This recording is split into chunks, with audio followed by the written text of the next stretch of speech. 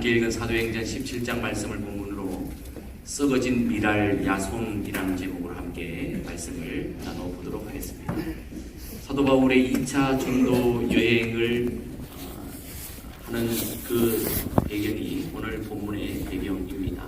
지도에 보시는 바와 같이 사도 바울이 이러한 여정들을 따라 2차 전도 여행을 하게 드로아에서 환상을 보고 마게도냐의 첫 성인 빌립보에 갔다가 빌립보에서 전도 사역을 해드렸습니다. 빌립보에서 이제 아주 유명한 선포를 하지 않습니까?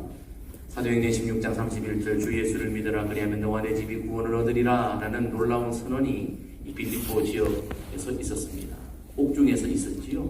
옥중에서 선언된 이 말씀, 옥에서 풀려난 이 바울과 실라 일행이 이제 도망치듯이 앞비볼리를 지나 아볼로니아를 지나 이제 데살로니가로 내려오는 여정이 오늘 17장의 여정의 배경입니다. 오늘 말씀해 보니까 데살로니가에 이르는 사도 바울이 새 안식일에 성경을 가지고 회당에서 강론했다라고 그렇게 말합니다. 안식일 3번 지났습니다. 3주 동안 데살로니가에 머물렀습니다. 안식일에 회당에 가서 성경을 강론한 횟수는 3번입니다. 3번의 회당에서의 강론을 통해 어떤 일이 일어났습니까?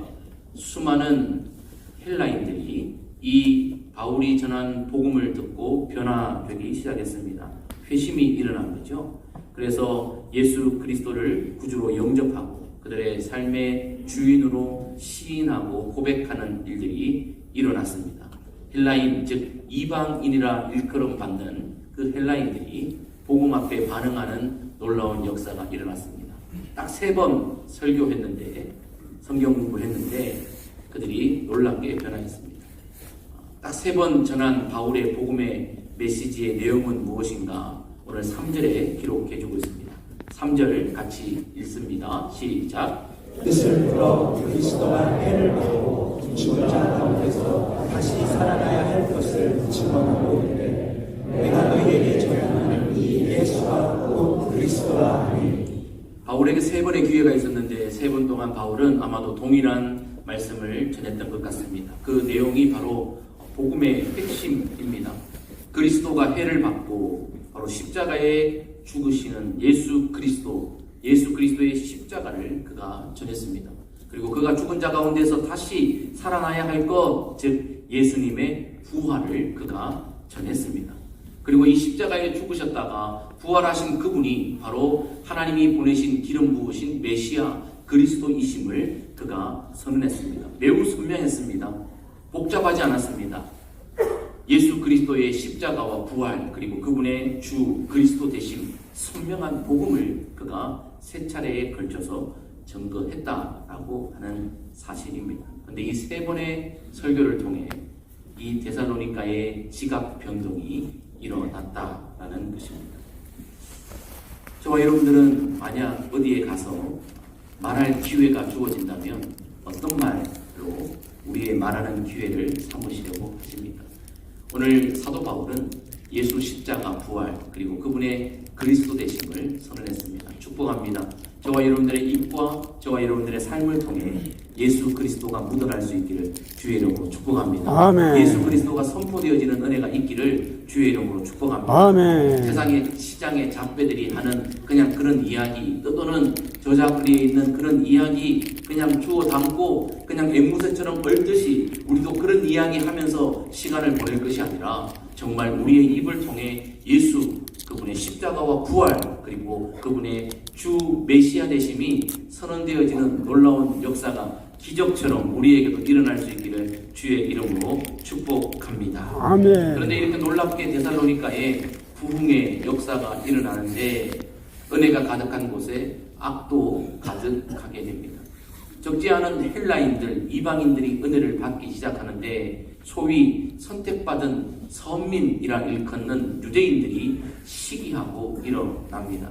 유대인의 회당에서 복음을 전거해서 헬라인들이 은혜를 받으니까 유대인들이 시기하기 시작합니다. 똑같은 설교를 들었는데 어떤 이들은 변화하고 회심했는데 어떤 이들은 그 말씀을 튕겨내 거부하고 회방하는 일들이 일어났습니다. 유대인들이요, 자기들의 돈을 들여서 사람들을 구합니다. 바로 시장의 불량배들을 구합니다. 보기만 해도 험상궂고 위축되는 불량배들을 데리고 와서 회당 주변을 에워싸기 시작합니다. 아마도 회당에 드나드는 헬라인들 또 다른 유대인들을 그 회당의 예배 자리에 나아가지 못하도록 방해할 요량이었던 것 같습니다. 그리고 바울이 전하는 그 복음을 표명하면서 그에 대해서 이 복음 사역을 가로막기 위해서 불량배들을 동원했습니다.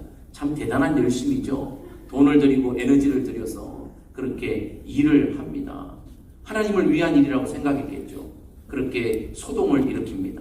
그래서 이 집회가 잘 이루어지지 않도록, 은혜가 데살로니가에 흘러가지 않도록 그런 일들을 소위 선민 유대인들이 행하고 있는 이야기의 내용도 오늘 우리가 함께 더불어 볼 수 있습니다. 그런데 오늘 이런 데살로니가의 은혜의 바람과 회방의 바람이 있는 이곳에서 성경이 한 인물을 우리에게 소개해 주고 있습니다. 바로 야손이라고 하는 사람.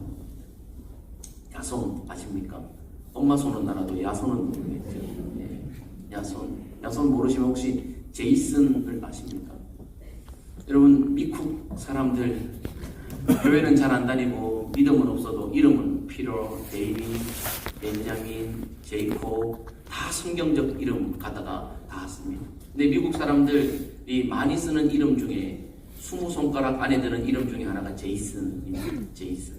제이슨이라고 하는 이름인데 이 제이슨이 바로 한국말 번역의 야손입니다.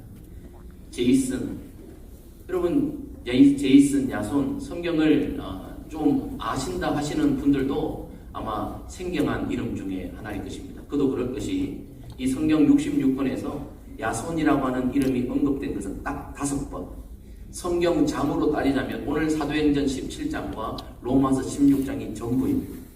그리고 이 야손에 대해서 뭐 설명을 하거나 뭐 그에 대한 영향력에 대해서 이렇게 표현해 준 성경 구절이 없기 때문에 우리 대부분의 이 교인들이 야손에 대해서 처음 들어보는 것이 아마 뭐 당연하기까지 할 수도 있을 것입니다. 오늘 야손을 우리가 한번 좀 살펴보려고 합니다. 이 야손은 어떤 사람인가? 야손은요, 주의 종을 선대했던 사람입니다. 주의 종을 선대했던 야손입니다. 빌립보에서 복음 사역을 하다가 이제 데살로니가로 들어온 이 바울, 실라 말입니다. 그들이 무슨 요일에 데살로니가에 도착했는지 정확히 알 수는 없지만 추측해 보건대 아마 안식일 전날이나 안식일 날 전날이나 그 전날 아마 데살로니가에 도착했을 것이다 생각이 되어집니다. 3주 있었는데요. 도착하자마자 안식일에 들어가서 당시의 회당의 관례를 따라 이 회당에서 회당장이 이 집례하는 중에 성경을 풀어 말하거나 간증하는 시간을 부여할 때 사도 바울이 아마 손을 들고 회당에서 성경에 대해 설명하는 기회를 얻었던 것 같습니다. 근데 이 바울이 성경이 아마 충만해서 이 성경을 풀어 말했습니다. 예수님의 십자가, 예수님의 부활, 그리고 그분의 주 메시아 되심을 설명했는데 그 자리에 앉아있던 사람 중에 한 사람이 누구냐? 바로 야손이었던 것 같습니다. 근데 그가 지금까지 이 회당에서 수많은 말씀을 읽고 듣고 배웠는데 그날 그 말씀이 그의 심장을 아마 쳤던 것 같습니다. 그의 심장에 잘 박힌 목과 같이 두드리는 망치처럼 그의 심령을 뜨겁게 불타오르게 했던 것 같습니다. 그 말씀이 얼마나 야손에게 큰 은혜를 줬는지 아마도 야손이 예배가 끝난 후에 다라락 달라갔겠죠. 바울에게 처음 보는 분이신데 뉘십니까? 어디에서 오셨습니까? 오늘 말씀의 은혜를 많이 받았습니다. 많은 깨달음을 얻었습니다. 누구십니까? 했더니 바울이 여차저차 나는 저차여차해서 이렇게 이차여차 했습니다 라고 말했지 않겠습니까? 그러면 우리 데살로니가에 처음이시네요. 어디 거하실 곳이 있으신지요? 없으시다면 제가 너무 큰 은혜를 받아서 우리 집에 모시고 싶습니다.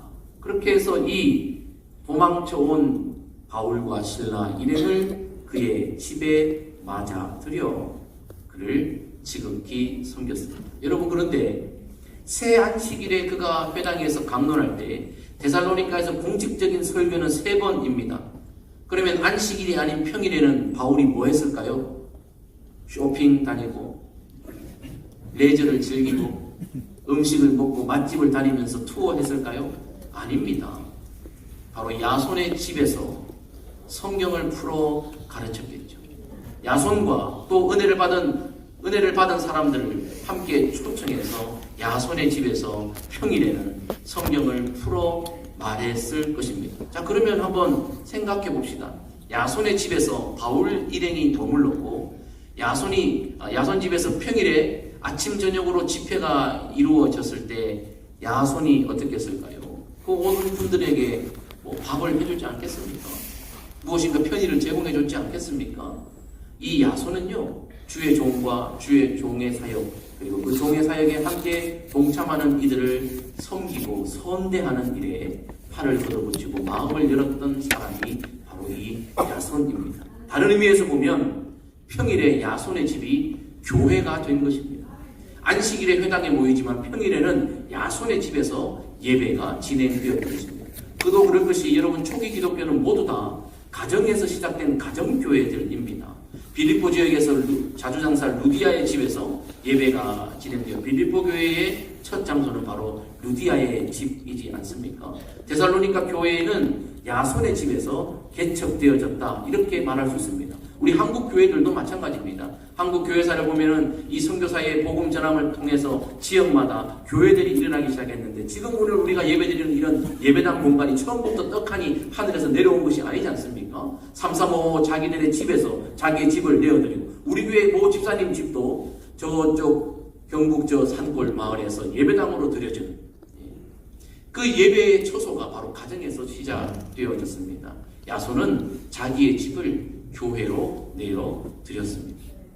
야손은 주의 종과 주의 말씀이 선포되는 그 일에 영광스럽게 쓰임받았고 자기의 것을 내어드리기를 주저하지 않았던 선대했던 사람이 바로 이 야손이라고 하는 사람입니다. 근데 이 야손의 이 섬김은 주의 종을 섬기는 이 선대는 반발성, 일회성으로 그치지 않았습니다. 한번 그냥 확 불타올랐다가 양은 냄비처럼 확 사그러들어서 어떨 때는 막 주의 종을 위해 말씀을 위해 헌신했다가 획 돌아서서 찬물 끼얹은 사람처럼 마음이 식은 것이 아니라 그의 이 주의 종을 선대하는 사역은 끝까지 이어졌습니다. 서두에 말씀드렸습니다. 야손이라고 하는 이름이 기록되어져 있는 또 다른 마지막 한 장, 그게 로마서 16장인데요. 로마서 16장은 바울이 고린도에서 로마에 있는 교회에 편지를 쓸 때 기록한 것입니다. 고린도에서 바울이 머물면서 사역하면서 로마에 있는 성도들에게 편지를 쓸 때 마지막 16장에 갔을 때에 바울이 이렇게 기록합니다. 나의 동력자 디모데와 나의 친정 누기오와 야손과 소시바드가 너희에게 문안하느니라. 여기서 우리는 뭘 알 수 있습니까? 지금 고린도에 바울이 사역하는 그 자리에 곁에 누가 있습니까? 디모데가 있고 누기오가 있고 누가 있습니까? 야손이 거기 있습니다. 야손은 어느 지역 사람입니까? 데살로니가 사람입니다. 데살로니가 사람인 야손이 왜 지금 로마서를 기록하고 있는 고린도의 바울 곁에 있습니까? 이 말은 뭘 얘기합니까? 데살로니가에서 은혜를 받은 야손이 바울을 섬기겠다고 결정한 야손이 바울의 모든 전도 사역 일정 속에 그가 함께 동력하고 동참하면서 동행하면서 곁에서 바울을 적극적으로 격려하고 지지하고 후원했다는 것을 우리가 알 수 있습니다. 여러분, 이 야손이라고 하는 이 이름, 영어로는 제이슨인데요, 헬라어로는 이아손입니다. 이아손이라고 하는 이 헬라어 단어의 뜻은 치료하는 자, 돌보아주는 자라는 뜻입니다. 이름만 들어도 정말 은혜가 되는, 이름만 들어도 은혜가 되는 이아손입니다. 정말 이 야손은요, 이름값을 했습니다. 바울에게 있어서 아마 이 야손은 치료하는 자, 돌보아주는 자로 이름값을 했습니다. 바울이 사역을 하면서 얼마나 많은 고진 핍박을 받았습니까? 여러 가지 일들로 얼마나 힘겨웠습니까? 바울의 귀에 들려오는 말들이 얼마나 바울에게 상처가 됐겠습니까? 아이고, 생긴 건 왜 저렇게 생겼어? 그런 잘 쓰는데 말하는 건 왜 저렇게 어눌해? 아이고, 저렇게 조그만하고 매부리 코에 눈에 안지는 있고, 아이고, 볼품도 없고, 아이고, 뭐 저래? 또 복음에 대해서도 무엇인가를 예수 그리스도를 말하면 그 일에 대해서 회방하고 반격하는 일이 얼마나 많았겠습니까? 바울이라고 왜 힘들지 않았겠습니까? 주의 종의 길을 가는 동안 그가 왜 외롭지 않았겠습니까? 그러나 그가 끝까지 달려갈 길을 달려갈 수 있었던 것은 수많은 동력자들이 있었는데 그 중에 한 사람, 바로 바울을 위로하고 돌보아주고 치료하는, 아마도 마음의 상처를 입고 힘겨웠을 때 야손이 곁에서 바울에게 위로자가 되어주고 치료자가 되어주고 그의 마음의 상처를 닦아주고 손잡아주고 함께 눈물을 흘리면서 그를 돌보아주면서 믿음의 길 달려갈 수 있도록, 사역을 잘 감당할 수 있도록, 바울이 바울 될 수 있도록 했던 그 일에 이름도 없이 빛도 없이 묵묵하게 그 자리를 지켰던 사람이 바로 야손이라고 하는 사람이었습니다. 정말 주의 종 바울에게 있어서 없어서는 안 될 돌아보아주는, 돌보는 그가 바로 야손이었습니다. 이 야손은 어떻게 그러면 이런 일에 그의 평생의 삶을 헌신할 수 있었을까요? 데살로니가 교회에 보낸 편지의 내용을 보면 그 힌트를 우리가 알 수 있습니다. 야손은 말씀의 은혜를 받았던 사람입니다. 말씀을 사모했던 사람입니다. 말씀 위에 견고하게 붙잡히고 세워진 사람이 바로 야손이었기에 이런 일들이 가능했다는 것입니다. 데살로니가 전서 1장과 2장의 말씀에 보면 데살로니가 교회를 향해 보냈던 바울의 편지 속에 데살로니가 교회 성도들의 말씀에 대한 반응의 태도를 이렇게 기록하고 있습니다. 우리가 전했던 말씀을 사람의 말로 받지 않고 너희가 하나님의 말씀으로 받았다. 너희가 말씀을 받을 때에 성령의 기쁨으로 말씀을 받았다라고 바울이 성령 안에서 데살로니가 교회의 성도들을 칭찬하는 내용이 여기에 있습니다. 우리는 잘 압니다. 데살로니가 교회가 야손의 교회에서 시작되어졌고 야손이 가장 그 말씀의 앞자리에 주도적으로 말씀을 들었던 사람임을 우리가 인지한다면 데살로니가 교회 성도들의 말씀에 대한 태도는 곧 야손의 말씀에 대한 태도임을 우리는 알 수 있습니다. 무슨 말입니까? 야손은 바울이 전하는 말씀을 사람의 말로 듣지 않고 하나님의 말씀으로 성령 안에서 들었답니다. 모든 성경은 성령의 감동으로 기록되어진 것임을 알아 그 성령의 조명하심 속에서 말씀을 사모함으로 듣고 기쁨으로 그 말씀 속에 반응했다는 것입니다. 축복합니다. 여러분들 주의 말씀을 읽고 들을 때 하나님의 말씀으로 받으시기를 주의 이름으로 축복합니다. 아멘. 우리가 매 예배 시간마다 왜 성경을 펼 때에 이 말씀은 살아계신 하나님의 말씀이며 나에게 주시는 말씀임을 믿습니다라고 우리가 왜 겸손과 믿음을 담아 그렇게 고백합니까? 이것이 바로 야손의 태도이기 때문에 그렇습니다. 내게 주시는 하나님의 말씀. 아이고 또 목사님 또 누굴 치네. 또 무슨 일이 있었나? 또 무슨 장로님이 괴롭혔나? 권사님이 또 무슨 말 했나? 집에서 가진 부부싸움 했나? 기분이 왜 저래? 아니요. 하나님이 오늘 저와 여러분들에게 주시는 말씀으로 들으시기를 주의 이름으로 축복합니다.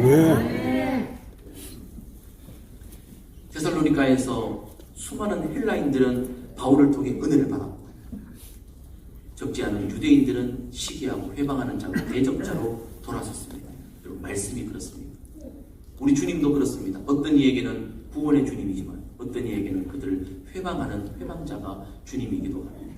오늘 주의 말씀이 저와 여러분들에게 참으로 은혜의 근원 되시길 주의 이름으로 축복합니다. 야손은요 말씀을 사모했어.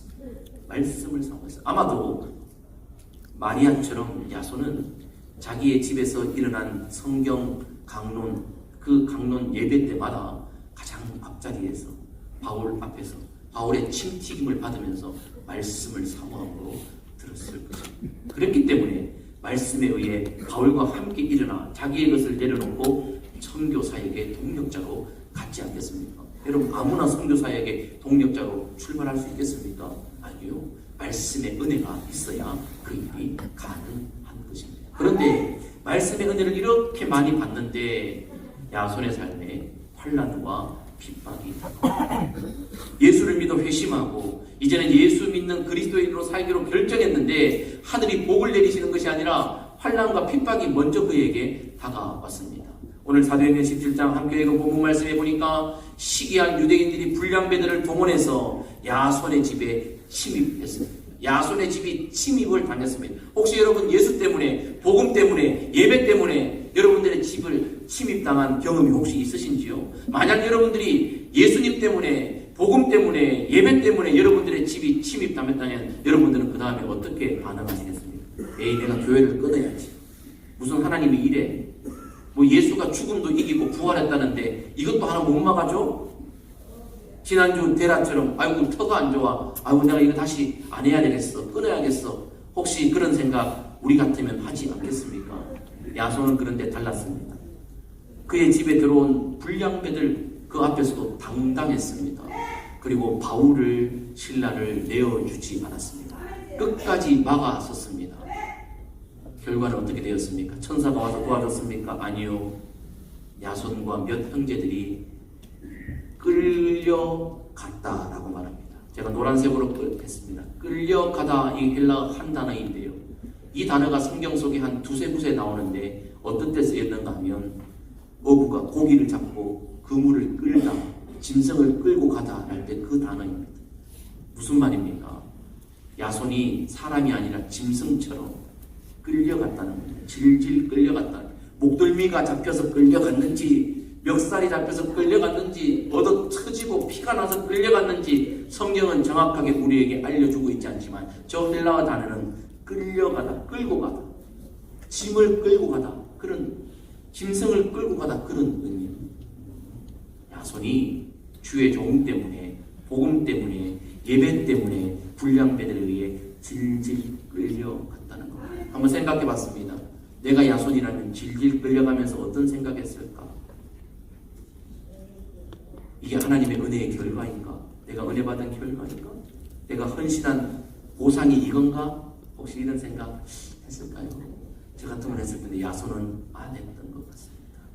읍장들 앞에 끌려가서도 야손은 믿음을 굳게 지켰습니다.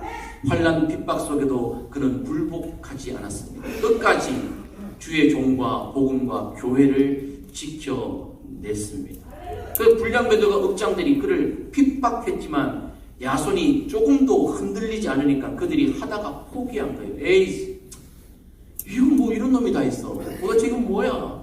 우리 도대체 이건 뭐 하는 거야? 야, 헛일이다. 얘 쟤 돌려보내. 그냥 돌려보내지 말고 돈 받고 보내. 돈이라도 받고 보내. 그래서 보석금을 받고 야손을 돌려줬습니다. 야손은요, 아주 우직하게 그가 받았던 복음을 지켜냈던, 어려움을 견뎌냈던 그 믿음의 사람이 바로 이 야손이라는 사람입니다. 근데 야손이라고 하는 사람, 이 이야기를 들으면서 두 가지가 생각났습니다.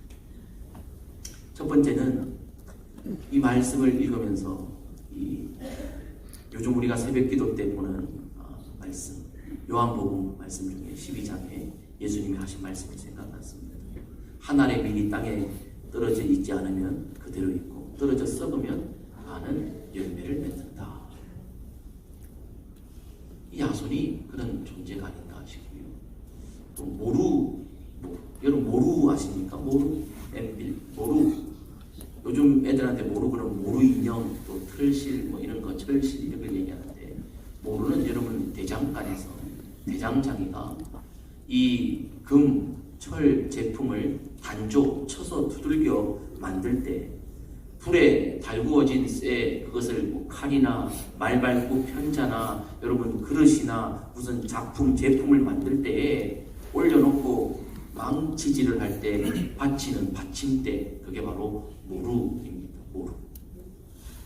모루. 이 모루의 특징이 뭡니까? 모루는 아주 견고합니다. 여러분, 저 뜨거운 쇠를 올려놔도요, 모루가 변형되지 않습니다. 저 무지막지한 힘을 가지고 망치질로 계속해서 쳐서 다듬고요, 그렇게 해도 모루는 깨지지 않습니다. 모양이 변형되지 않습니다. 아주 견고합니다. 자료를 찾아보니까 처음에는 이 대장장이 밑에 돌을 깔고 있고, 그 다음에는 청동기, 청동, 그리고 요즘은 고탄소강 재료로 해서 견고하게 만든다는 거죠. 그도 그럴 것이 여러분, 제품을 만들다가 모루가 깨지거나 변형되면 어떻게 작품이 나오겠습니까? 수많은 대장간에서 나오는 작품들은 모루의 저 견고함과 내구성 때문에 만들어지는 작품들이죠. 여러분, 모루가 약해서 한 번 그냥 작업하면 다음날 못 사용합니까? 아니요. 대장간을 운영하는 동안 내내 그 자리에 우직하게 있습니다. 지속적으로 사용합니다. 어제 사용했던 모루 오늘도 사용합니다. 왜? 단단하기 때문에 그렇습니다. 그리고 여러분, 값비싼 제품, 칼을 만들고 창을 만들고 뭐 이 편자를 만들고 그릇을 만들고 할 때 그 작품들을 내다 팔지요. 제품들을 내다 팔지요. 그럴 때 모루가 없으면요 안 돼요. 제 아무리 뛰어난 대장장이라 할지라도 허공에다 대고 뭐 이렇게 단조질을 하겠습니까? 아니요. 밑에 단단한 모루를 대고 쳐서 모양을 만들고 작품을 만들어내는 거죠. 대장장이에게 있어서, 대장간에 있어서 모루는 없어서는 안 될 것입니다. 모루의 모양을 보면 한쪽은 편편하고 한쪽은 이렇게 모서리 뿔처럼 되어 있어서요 모양을 둥글게도 만들고 네모나게도 만들고 그렇게 해 줄 수 있습니다. 모루는 아주 유용한, 없어서는 안 되는 그러한 도구입니다. 야손이 그런 존재가 아닐까 싶습니다. 하나님을 대장장이로 우리가 생각해보고 저렇게 멋지게 만들어지는 작품을 바울이나 실라나 베드로나 다윗이나 이런 사람이라고 봤을 때 모루 누구입니까? 이야손, 야손 화려하지 않습니다. 누군지도 모릅니다. 사람들은 저 대장간에서 만드는 멋진 칼, 멋진 편자, 멋진 그릇은 알아도 그 그릇이 나오기까지 묵묵히 그 자리를 지켰던 모르는 아무도 모르는 거예요.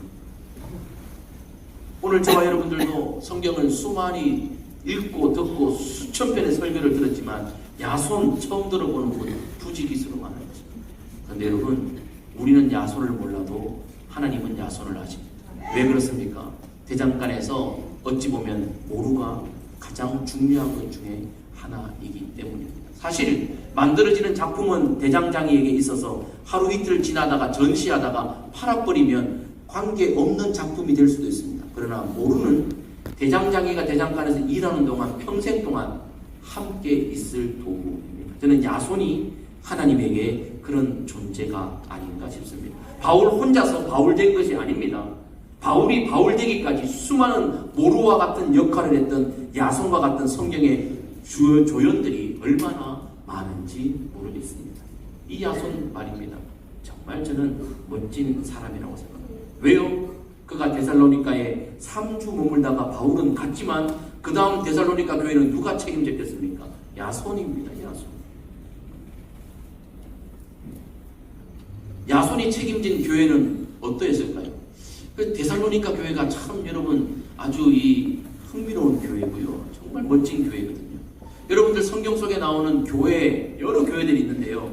여러분들은 어떤 교회가 제일 멋져요? 만약 우리 교회가 성경에 있는 교회를, 한 교회를 닮아야 된다면 어떤 교회를 닮았으면 좋을까요? 아무래도 크고 명성 있는 예루살렘 교회, 우리 정도 교회들은 예루살렘 명성이 있는 그런 것? 아니면 안디옥 교회? 아니면 에베소 교회, 빌립보 교회, 라오디게아 교회, 서머나 교회, 빌라델피아 교회 이런 교회 원하십니까? 여러분은 근데 가만히 성경을 한번 보세요. 그 유명한 예루살렘 교회도요. 그 유명한 에베소 교회도요. 하나님 앞에 칭찬 일색이 아니었습니다.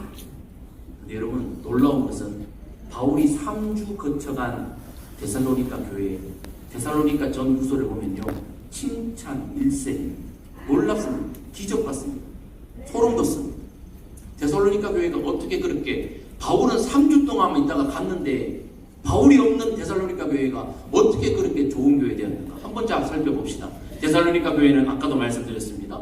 성경 말씀해 보니까 데살로니가전서 1장 2장에 보면 그들은 강단에서 전해지는 말씀을 하나님의 말씀으로 받았습니다. 바울은 3주 사역하고 갔습니다. 그 다음 말씀 사역은 누가 했을까요? 평신도 사역자들이 했습니다. 그럼에도 불구하고 그들은 그 말씀을 하나님의 말씀으로 받았고 그 말씀에 의해 변화되기 시작했습니다. 그래서 이 데살로니가 교회는요 말씀 위에 세워진 교회입니다. 여러분 교회는 모름지기 말씀의 교회여야 될 줄 믿습니다. 돈으로 세워진 교회, 사람의 인맥으로 세워진 교회, 여러분 하나님 기뻐할 수 없습니다. 교회는 말씀의 터 위에 세워져야 될 줄 믿습니다. 그리고 이 데살로니가 교회 말이에요. 여러분 빌립보 교회, 에베소 교회, 이런 예루살렘 교회는요 유명한 스타들이 많아요. 사실 빌립보 교회만 해도 자주상사 루디아 또는 여러분 또 여전도의 권사의 임원인 유오디아 순두계 대판 싸우는 사람들 있지 않습니까? 그런 유명한 사람들도 있고 빌립보 교회는 말이에요. 근데 여러분 데살로니가 교회 출신 누군지 아세요? 여러분 혹시 세군도 아세요? 세군도? 세균은 알아도 세군도는 또 처음 들어보죠. 아리스다고 아세요? 야손 아세요? 제가 지금 말씀드린 이 세 명이 그 그나마 성경에서 알려주는 데살로니가 교회의 일꾼들이었습니다. 그런데 이름값이 없어요. 야손 처음 들어봐요. 세군도가 뭐예요? 데살로니가 교회에 그런 스타가 없는데, 유명한 사람이 없는데 어떻게 데살로니가 교회는 칭찬 1세계 교회가 되었습니까? 말씀이 그들을 주장했기 때문에. 데살로니가 교회는요, 말씀이 떨어졌을 때 그 말씀대로 우상을 버리고 하나님께로만 돌아온 그들이었습니다. 놀랍지 않습니까? 놀랍지 않습니까? 사역자가 없는데 그들은요, 우상을 버리고 처음 들었던 그 복음의 씨앗을 가슴에 품고 그 말씀대로 순종하며 살았습니다. 우상을 버리고 하나님만 섬기는 교회로 건강하게 데살로니가 교회가 세워졌습니다. 성경 말씀에 보면 그들에게는 믿음의 역사와 사랑의 수고와 소망의 인내가 가득 찼습니다. 말 그대로 믿음, 소망, 사랑이 균형을 이루었던 교회가 바로 데살로니가 교회였습니다. 그래서 성경 말씀에 보면 데살로니가전서 1장 6절 8절에 이렇게 기록하고 있습니다. 같이 한번 자막을 보면서 한번 간추린 말씀을 읽습니다. 시작. 주를 본받은 자가 되었으니 모든 믿는 자의 본이 되었느니라. 하나님을 향하는 너희 믿음의 소문이 각처에 퍼졌으므로 우리는 아무 말도 할 것이. 바울의 고백이 이런 겁니다. 야, 더 이상 내가 너희를 칭찬할 필요도 없고 더 이상 할 말이 없다. 왜냐하면 이미 너희의 그 믿음의 소식이 주변에 있는 다른 교회들 사람들에게 다 전해져서 모범적이라고 칭찬이 자자하다. 너무 고맙다, 감격스럽다 라고 말하는 거예요. 자기가 3주밖에 안 있었는데 3주 동안 있다가 지나간 교회가 이렇게 모범적이고 칭찬받는 교회로 섰으니 얼마나 바울이 기뻤겠습니까? 바울이 기뻤다면 하나님은 기뻤을까요? 슬펐을까요? 하나님도 기뻐하신 줄 믿습니다. 정말 말 그대로 주님의 기쁨이 되는 건강한 교회가 데살로니가 교회였습니다. 그런데 이 일을 누가 했습니까? 물론 하나님이시죠. 물론 성령님이시죠. 그러나 누가 이 일을 감당했습니까? 바로 모루와 같이 우직하게 변함없이 그 데살로니가 교회를 지켜냈던, 이름 없이 빛도 없이 그 자리에서 존재했던 모루와 같은, 땅에 떨어져 썩어 없어져 흔적도 없이 사라졌던 썩어진 미랄과 같은 야손이 데살로니가 교회를 데살로니가 되게 갖고 바울을 바울 되게 했는 줄 믿습니다. 오늘날 한국 교회와 세계 교회가 안팎으로 힘겨워하고 있습니다. 밖으로는 개독교라 손가락질 당하고 영향력이 없는 공동체로 전락되고 있습니다. 안으로는 점점 교회가 건강하지 못해지고 갈등과 아픔만 가득 찬 교회들이 여럿 있습니다. 왜 그럴까요? 돈이 없어서 그런가요? 좋은 시설이 아니어서 그런가요? 아마 많은 교회들이, 많은 성도들이 자기가 바울이 되려고 하기 때문은 아닌가 싶습니다. 자기가 대장장이 되려고 하기 때문은 아닌가 싶습니다. 바울과 같은 유명한 작품이 나오려면 반드시 필요한 것이 모루인데, 모루가 되려고 하는 이들은 없고 저마다 자기 말, 자기 생각, 자기 고집, 자기 방식대로 교회에서 자기를 드러내고 내 교회를 드러내고 예수가 아닌, 복음이 아닌, 말씀이 아닌, 메시아가 아닌, 주의 종이 아닌 자기를 드러내려고 끊임없이 하려고 하는 사람들이 교회를 약하게 만들고 어지럽게 만드는 것은 아닌가 싶습니다. 교회와 교회들이 모인 연합단체들도 자기를 드러내고 자기 목소리를 내고 자기가 박수받고 예수는 온데간데 없고 그렇게 자리 다툼하면서 점점 영향력이 약해져 가고 있는 것은 아닌가 싶습니다. 썩어져가는 밀알이 필요한데 박물관 전시관에 떡하니 빛을 받으며 조명을 받으면서 있을 밀로 존재하려고 하는 잘못된 교회의 정체성과 성도들의 정체성이 교회를 약하게 하는 것은 아닌지, 모루로 하나님께서 부르셨는데 모루가 아니라 작품이 되려고 몸부림치는 그들 때문에 교회가 혼란스럽지는 않은지 모르겠습니다. 오늘 우리는 무엇 때문에 예수를 믿고 무엇 때문에 교회를 섬깁니까? 나 자신을 드러내기 위해, 내가 조명받기 위해, 내 의지를 관철시키기 위해 그렇게 열심을 냅니까? 유대인들처럼 돈을 쓰고 에너지를 쓰고 불량배를 동원하고 내 의지를 관철시키기 위해 열심히 노력합니까? 아니면 오직 예수, 그분의 십자가, 그분의 부활, 그분의 주대신, 그 피로 사신 교회, 그것을 위해 내 자신을 이름도 없이 빛도 없이 묵묵히 우직하게 그 자리에서 모루처럼 내어드리기를 원하고 있습니까? 우리는 화려한 작품과 같은 바울만 기억하지만, 그리고 그런 바울, 다윗, 다니엘 그런 사람 되려고 기도하고 있지만, 하나님은 아마도 야손을 기다리고 계신 건 아닐까 싶습니다. 오늘 이 시대를 향한 하나님의 소리. 오늘 이 말씀은 누구에게 주시는 말씀입니까? 바로 저와 여러분들에게 주시는 말씀입니다. 이 세상에 똑똑한 사람, 잘난 사람, 뛰어난 사람 많이 있습니다. 거기에 나 하나 더 되려고 하는 유혹과 욕심을 부리고, 처음 시작했던 그 믿음의 시작, 여러분 모르는, 무거워서 자리를 옮길 수도 없어요. 그 자리에 다 우직하게 그 자리를 지키고, 겸손하게 치면 맞고 달구면 데워지고, 그러나 싫다 말하지 않고 그 자리에서 주의 작품을 만들어내는 일에 우직하게 서 있는 그런 무명의 사람, 무명하나 강한 자요, 가난하나 부한 자요, 없는 것 같지만 가장 있는 그런 정말 생명의 씨앗을 가지고 있는 예수 생명을 소유한 그런 십자가의 사람, 복음의 사람, 이 시대에 필요하지 않을까 싶습니다. 이 하나님의 부르심에 반응하는 은혜가 우리 모두에게 있으시길, 우리 포항교회가, 포항교회 성도들이 그렇게 쓰임받을 수 있기를 주님의 이름으로 축복합니다. 함께